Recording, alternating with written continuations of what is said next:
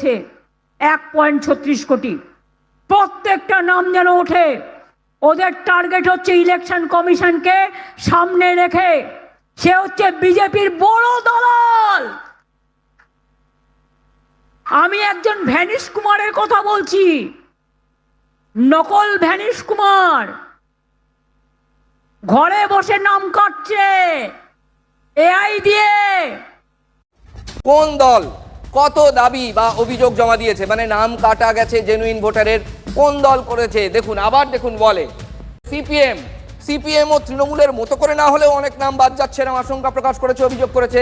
CPM মাত্র 2 জনের নাম ভোটার তালিকায় তোলার দাবি জানিয়েছে, বিজেপি 1 জনের নাম ভোটার তালিকায় তোলার দাবি জানিয়ে, তৃণমূল 77,000 বিএলএ যে দলে, তাদের এই 14 দিন ধরে তৃণমূল 3 জনের নাম ভোটার তালিকায় তোলার দাবি জানিয়েছে। What is it? পর্যন্ত এই 14 দিনে মোট 3টি নাম তোলার দাবি জানিয়েছে তৃণমূল। তার মানে এই 3টে নাম কাটা গেছে জেনুইন, এটাই তৃণমূল, এটা অভিযোগ মানেই দাবি, তাই তো? 17 থেকে 30 ডিসেম্বর মোট 3টে, এটা বিশ্বাসযোগ্য? আপনারা বলছেন 51 লাখ, 58 লাখ, 1,36,00,000 পাচ্ছেন কোথা থেকে?